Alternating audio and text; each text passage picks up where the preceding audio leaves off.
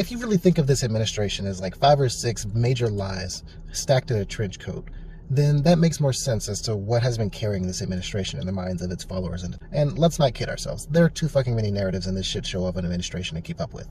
But alas, we must persist. As part of their persecution narrative, the administration has tried to weave an even more complex version of self-identified persecution while wrapping themselves in the pastiche of law and order. That is, the party of law and order is going to war against the law itself. There's an interesting bit of meta-narrative here, because what specifically Trump, but also the rest of his party, is trying to imply is that they are the arbiters of law and order. They believe in one form of law enforcement, and that is one that is tough, brash, and completely black and white. And the only people that commit crimes are anybody but them. And there are some bad eggs in law enforcement, and those are the ones that don't want Trump to succeed. So the Biden administration concocted a plan to try him for all the crimes he definitely committed using a rogue undercover wing of the DOJ called the FBI. And this is the weaponization of the justice system to go after its enemies. So obviously most people understand that this is all bullshit, but there are some people that don't. You see, this narrative relies on people to create an exception to their understanding of law and order. It wants them to believe that law and order is king, and the police are the arbiters of that law and order, but only when that law and order goes after people that you don't like or identify with. Anybody else, oh, that's just, persecution. And I think this is the reason I keep running past these people who are just like, well, it's a darn shame what they did to Donald Trump, knowing that all of these charges stemmed from stuff that he actually did, and that was under investigation far before he was even a political candidate. But it's cult shit. These are the rules, and this is the only exception to that rule. The only way we can really get out of this is that people have to start having these conversations with the people around them in ways that make sense.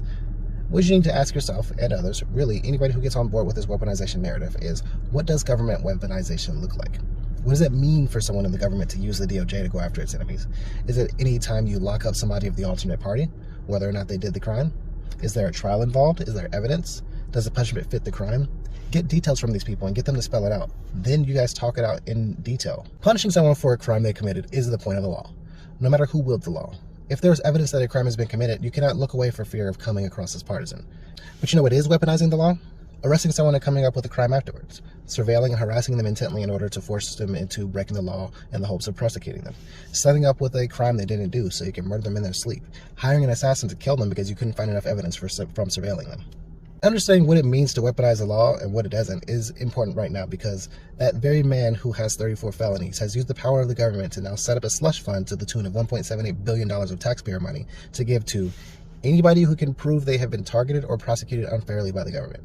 A decision to be made by an opaque board that he appoints. And I can guarantee this money isn't going to people falsely accused of crimes and put in jail by the FBI. This isn't going to go to those people who were quietly spirited away to jail on flimsy charges. This isn't going to go to those people gunned down by police unfairly. This isn't going to go to those people targeted in harassment campaigns by government officials. So look out for the wiretaps and undercover stakeouts, because the real government persecution is the friends you've made along the way.